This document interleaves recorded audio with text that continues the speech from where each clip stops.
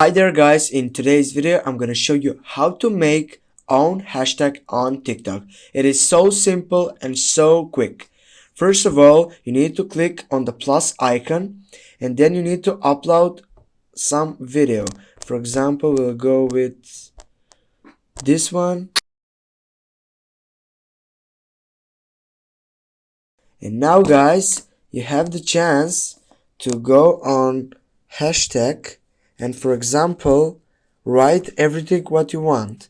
For example, as you can see, I have on the first section add. That means that Focus Pocus 1, 2, 3, 4, 5, 6, 7, 8 is not available, but you're gonna make it available when you're gonna use it for the first time. Go and tap on it, and after that go post.